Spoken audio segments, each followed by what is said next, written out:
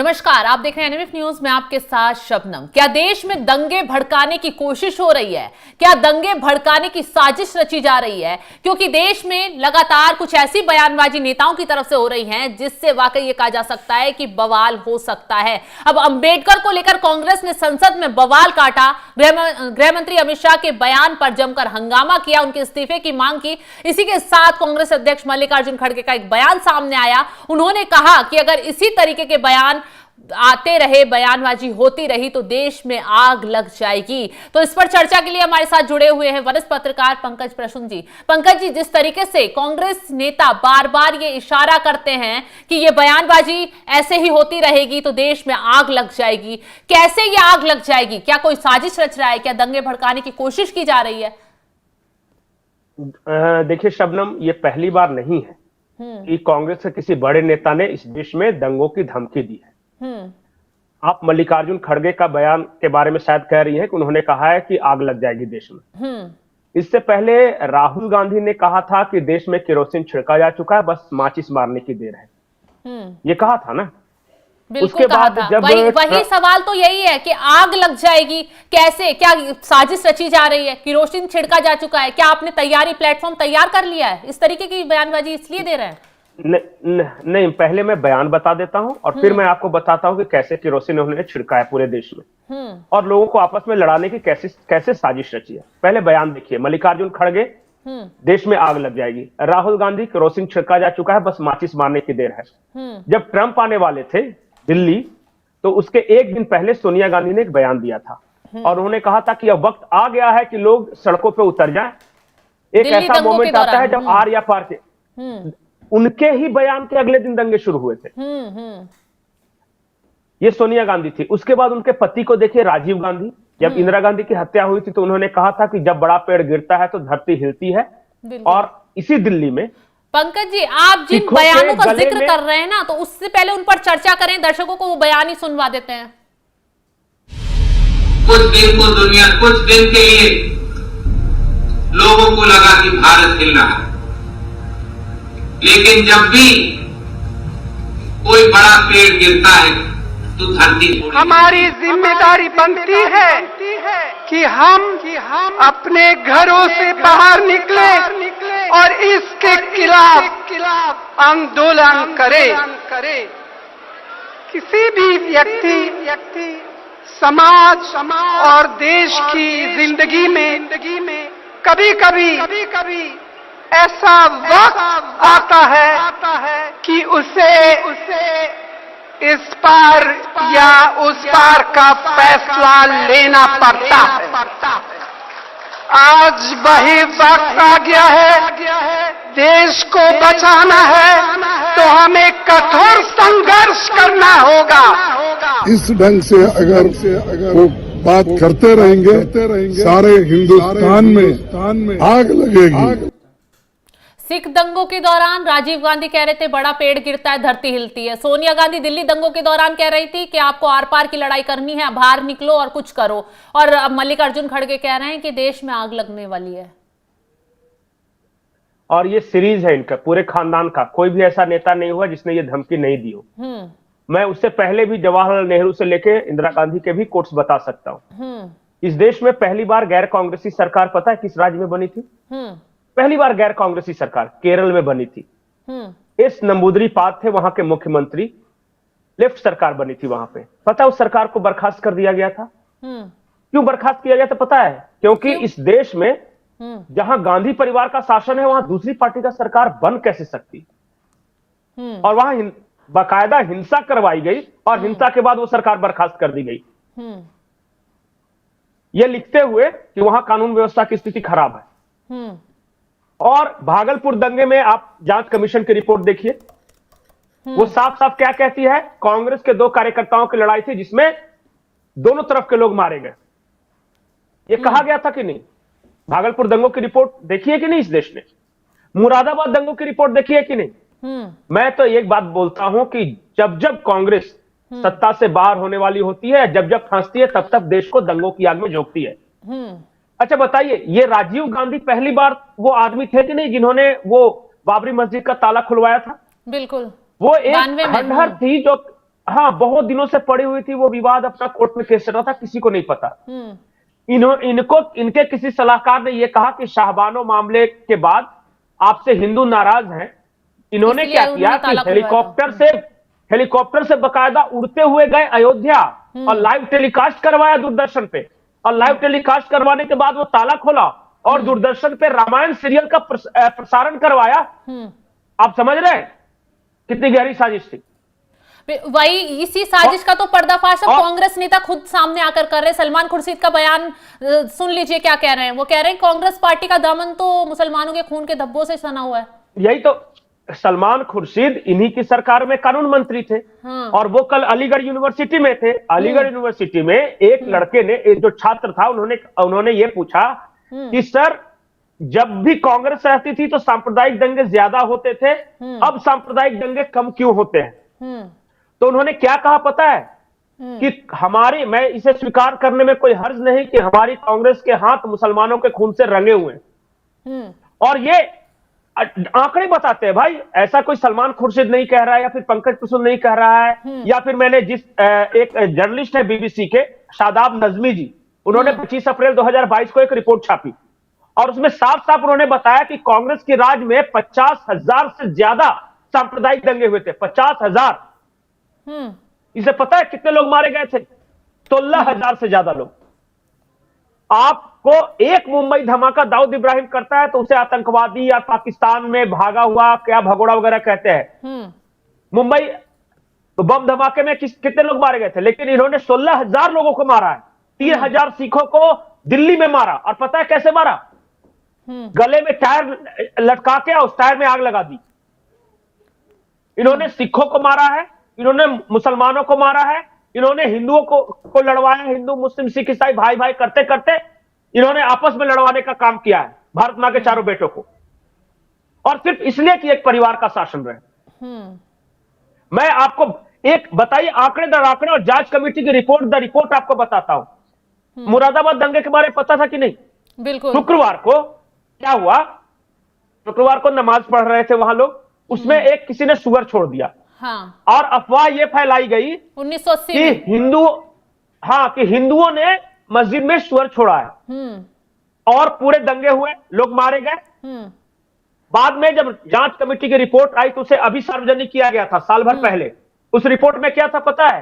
कांग्रेस के 2 कार्यकर्ताओं के आपसी रंजिश का नतीजा थे मुरादाबाद दंगे।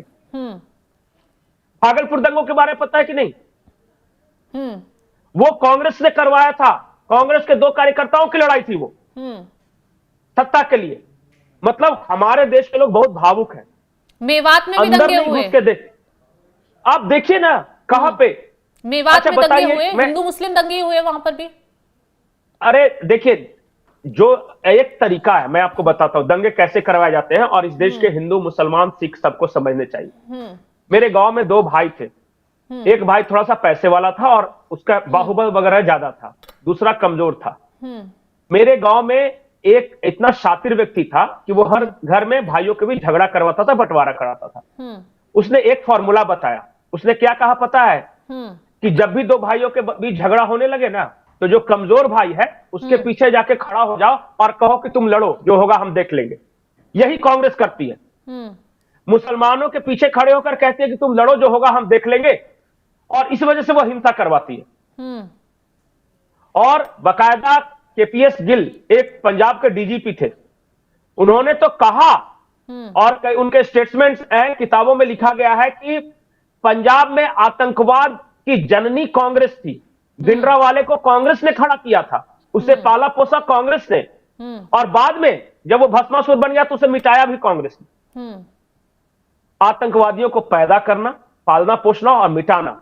अच्छा, मुंबई दंगों की एक कहानी आपको पता है कि नहीं? राकेश मारिया वहां मुंबई पुलिस कमिश्नर थे उस वक्त, 92-93 में हुए थे दंगे भी। हाँ, उन्होंने अपनी किताब में ये लिखा है साफ साफ कि शरद पवार की ओर से हमें साफ साफ इंस्ट्रक्शंस था कि पुलिस जो है वो नाम नहीं लेगी कि किसने बम लगाए, वो सिर्फ ये बताएगी कि कहां पे बम लगे। आरोप तो यही लगते हैं ना, शरद पवार की तरफ से बम धमाकों की अफवाह फैलवाई गई थी।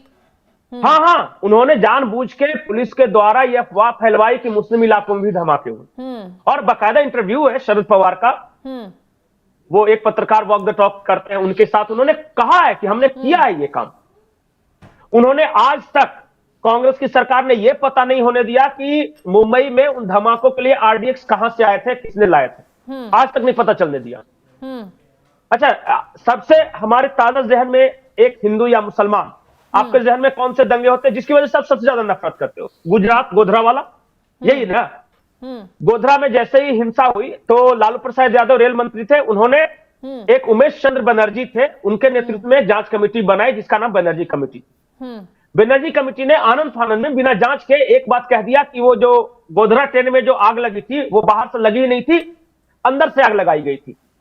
और इसे लेकर खूब बवाल हुआ, तीस्ता सीतलवाड़ से लेकर उनके पति जो जावेद वगैरह खूब हंगामा किया। बाद में सुप्रीम कोर्ट की फाइंडिंग्स है और हाई कोर्ट में भी ये केस गया। उसने कहा कि जो बनर्जी कमीशन है उसने गलत भावना के तहत ये झूठ फैलाया। ये हाई कोर्ट में ये केस है। और उसके बाद सुप्रीम कोर्ट ने कहा कि ये बिल्कुल अवैध कमेटी थी।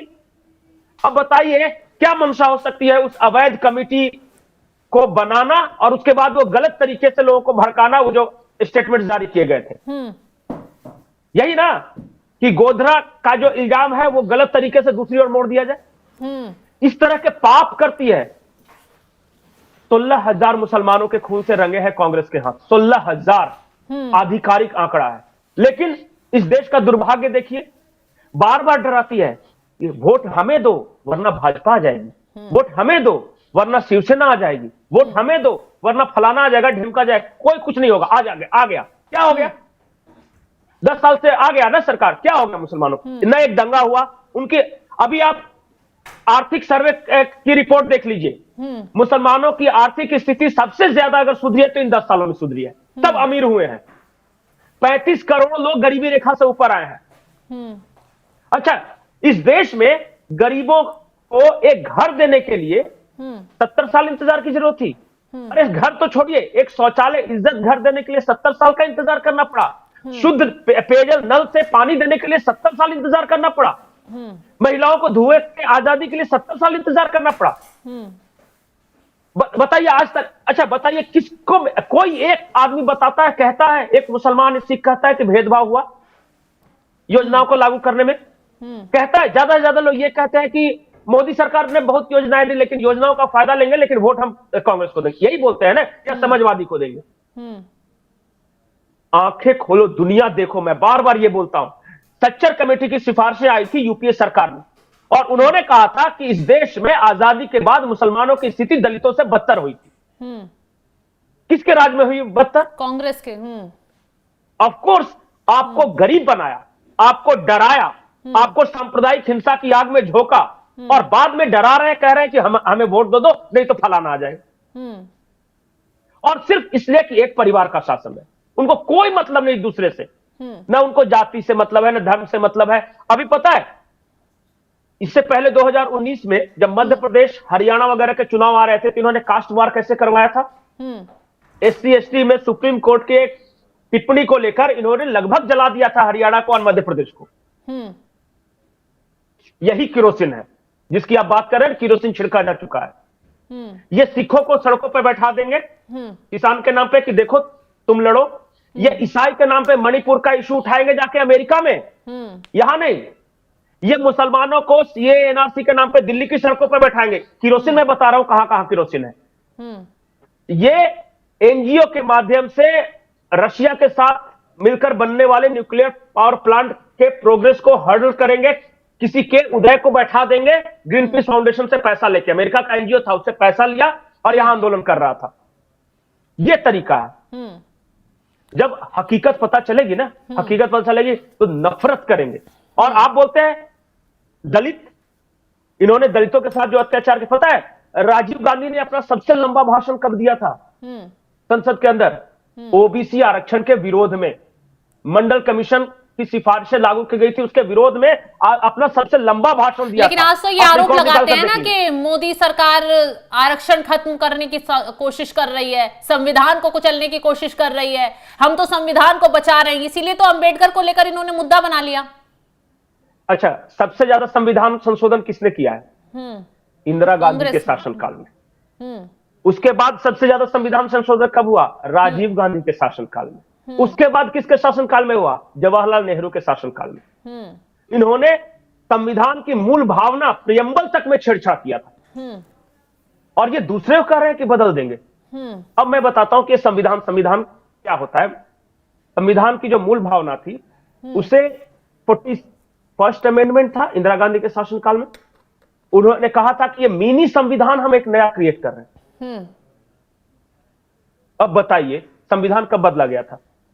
और इनके सारे संविधान इसलिए बदले गए ताकि परिवार का शासन रहा। ऐसा नहीं किसी अगर समाज के किसी तबके को लाभ देने के लिए अगर संशोधन होता।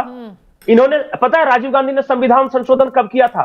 साहबानो केस में सुप्रीम कोर्ट का फैसला था, और उस फैसले को पलटने के लिए, सुप्रीम कोर्ट के फैसले को पलटने के लिए इन्होंने संविधान संशोधन किया था, ताकि मेरा एक वर्ग खुश हो जाए। और फिर मुसलमानों को खुश करने के चक्कर में हिंदुओं को नाराज कर दिया, और हिंदुओं को खुश करने के चक्कर में राम मंदिर आंदोलन शुरू करवाया। यह है राजनीति। आज दलित, इस देश के दलित को मैं बता रहा हूं, बाबा साहब भीमराव अंबेडकर के खिलाफ हमेशा चुनाव कौन लड़ी? कांग्रेस। 1952 का चुनाव था, पहला चुनाव हुआ था 1952 में। मुंबई की एक सीट से बाबा साहब भीमराव अंबेडकर खड़े थे। यही तो आरोप अब संसद में खड़े होकर जब अमित शाह को घेरा गया, अमित शाह को कहा गया इस्तीफा दो, आपने बहुत ज्यादा गलत टिप्पणी की है अंबेडकर को लेकर। लेकिन ये वो दौर भूल गए जब नेहरू के समय में अंबेडकर को कैबिनेट से बाहर निकाल दिया गया था, खड़े होकर बकायदा। सिर्फ नेहरू के समय में नहीं, नेहरू जी ने तो बार बार अपमानित किया। उन्होंने तो यह कहा कि अंबेडकर के लिए संसद भवन के दरवाजे क्या, खिड़की भी नहीं खुली है। मैं वही बता रहा था, 1952 के चुनाव में हराया, उसके बाद एक उपचुनाव हुआ भंडारा में, वहां पे हराया। जब देश आजाद हुआ था उससे पहले संविधान सभा में कौन कौन जाएगा उसके लिए एक इलेक्टोरल बनाए क्षेत्रवाद लोग भेजे जा रहे थे। अंबेडकर जी पश्चिम बंगाल के एक सीट से चुनाव लड़े, और वहां सिर्फ हिंदू थे, उनको चुन के भेजा। पता है इसका बदला कैसे लिया? उस सीट को पाकिस्तान में डाल दिया कांग्रेस ने, कि न भारत में रहेगा ना अम्बेडकर दोबारा चुन के आएंगे। और मैं बताता हूं, जब तक ये गांधी परिवार का शासन रहा तब तक बाबा साहब भीमराव अम्बेडकर को भारत रत्न नहीं दिया गया। उनके एक ये अब तो बीजेपी ये मुद्दा उठा रही है ना, ये बीजेपी अब खुलकर इस मुद्दे पर बोल रही है कि जब सम्मान देने की बारी थी तो आप चुप बैठे रहे, चीजों को दरकिनार कर दिया, अपमानित किया, बार बार अपमानित किया। सैम पित्रोदा ने अपने ट्वीट के माध्यम से कहा था कि बाबा साहब भीमराव अंबेडकर संविधान निर्माता है, यह दुनिया का सबसे बड़ा झूठ है। मैं वो ट्वीट आपको भेज दूंगा। मैं हर नेता के बारे में बताता हूं कि कांग्रेस के किस नेता ने अंबेडकर का कैसे अपमान किया। जवाहरलाल नेहरू के बारे में मैंने बताया था, उन्होंने कहा था कि संसद भवन का दरवाजा क्या, खिड़की भी अंबेडकर के लिए नहीं खुली है। इतना ही नहीं, अंबेडकर जी जब चुनाव हारने के बाद मुंबई गए तो उन्होंने अपने भाषण में बाकायदा कोट किया। 11 अक्टूबर 1953 का उनका भाषण है मुंबई का, देख लीजिए। उन्होंने अपने समर्थकों के सामने कहा कि कांग्रेसी और नेहरू मुझे गद्दार कहते हैं, मुझे देशद्रोही कहते हैं। बताइए क्या मैं देशद्रोही हूं? क्या मैं गद्दार हूं? इस देश के SC ST OBC तबकों के लिए अधिकारों की मांग करना क्या इस देश से गद्दारी है? ये अंबेडकर का भाषण है। अच्छा, दूसरा उसके बाद आइए, इनका कौन बना? इंदिरा गांधी। इंदिरा गांधी के काका कालेलकर की रिपोर्ट आई OBC आरक्षण पे, वो आई 1953 में। वो तो खैर ठंडे बस्ते में डाल दी गई, आज तक नहीं पता। लेकिन 1980 में मंडल कमीशन की रिपोर्ट पेश की गई इंदिरा गांधी के टाइम में। इंदिरा गांधी ने 1980 से लेकर जब तक वो जिंदा रही उस रिपोर्ट को नहीं लागू होने दी। वो रिपोर्ट तब लागू हुई जब विश्वनाथ प्रताप सिंह इस देश के प्रधानमंत्री बने। और मंडल OBC को आरक्षण देने के खिलाफ ही सबसे लंबा भाषण राजीव गांधी ने दिया था। और आज यही कांग्रेस कहती है कि आरक्षण खत्म कर देगी बीजेपी। यही तो, और अभी भी वो रिकॉर्डिंग है, भाषण आप सुन सकते हैं। और सबसे बड़ी बात मैं बताऊं, ये राहुल गांधी कहते हैं कि सचिव स्तर पे, सेक्रेटरी स्तर में OBC नहीं है या कम है। अभी जो सेक्रेटरी स्तर के जो भी IAS है ना, वो तब IAS बने थे 1992, 93, 94 में, ठीक है। उस वक्त तक OBC आरक्षण लागू ही नहीं उन्होंने दिया, तो ये प्रमोट होकर जो बने हैं वो कहां से OBC आएंगे? इन्होंने दिया कुछ नहीं। देखिए, इनको अब लग रहा है कि जैसे जैसे इनकी जमीनें खिसक रही है, अब बिहार में इनकी जमीन OBC के नेता लालू यादव ने खिसका दी, उत्तर प्रदेश में इनकी जमीन OBC के नेता मुलायम सिंह यादव ने खिसका दी, कांशी राम ने खिसका दी, मायावती ने खिसका दी। इनके पास कहने को तो कुछ बचा नहीं, इसलिए हिंदू मुस्लिम वोटों पर खेला जाए। अब देखिए ये ढूंढते रहते हैं कि किसको हम लड़वा सकते हैं किसके खिलाफ। इन्हें पता है कि मुसलमानों में धार्मिक भावनाएं ज्यादा होती हैं तो उनको खिलाफ कर देते हैं। ये पारसियों के साथ अगर करने जाए या जैन के साथ करने जाए, बौद्ध के साथ करने जाए तो शायद झगड़ा नहीं हो, लेकिन ये टारगेट ढूंढते हैं। अब इन्होंने SC ST को भड़काने का काम शुरू कर दिया है और फिर इन्होंने सिखों को भड़काने का काम शुरू कर दिया है। लड़ो आपस में, लेकिन मुझे सत्ता चाहिए। दरअसल पिछले जो 10-12 साल पिछले खास करके नरसिम्हा राव के बाद इस देश में तरक्की की बुनियाद ही तभी रखी गई जब गांधी परिवार का शासन हट गया। डायरेक्टली शासन इन्होंने लास्ट टाइम राजीव गांधी तक किया है। आप देख लीजिए देश का ग्रोथ रेट राजीव गांधी तक और राजीव गांधी के बाद, नरसिम्हा राव के बाद जमीन आसमान का फर्क साफ साफ दिख जाएगा। और इसलिए नरसिम्हा राव से इतनी नफरत करती थी सोनिया गांधी की जब वो मरे तब उनके डेड बॉडी को कांग्रेस मुख्यालय के अंदर तक नहीं आने दिया था। कहा था कि दिल्ली में 2 गज जमीन नहीं मिलेगी अंतिम संस्कार के लिए। बाद में उन्हें आंध्र प्रदेश ले जाना पड़ा। अंबेडकर के साथ भी यही किया था। दिल्ली में आपको बड़े बड़े स्मारक मिलेंगे, गांधी जी का 50 एकड़, नेहरू का 50 एकड़ में, राजीव गांधी का 50 एकड़ में, इंदिरा गांधी का 50 एकड़ में, यहां तक कि संजय गांधी का भी 50 एकड़ में। पता है आपको बाबा साहब भीमराव अम्बेडकर जब मरे उन्हें दिल्ली में अंतिम संस्कार नहीं करने दिया, उनको मुंबई ले जाना पड़ा था। आज भी उनकी समाधि वहां पे है। कांग्रेस ने दिल्ली में जगह नहीं दी थी और खुद अपने खानदान के लिए 50-50 एकड़ का समाधि स्मारक स्थल बना के रखा।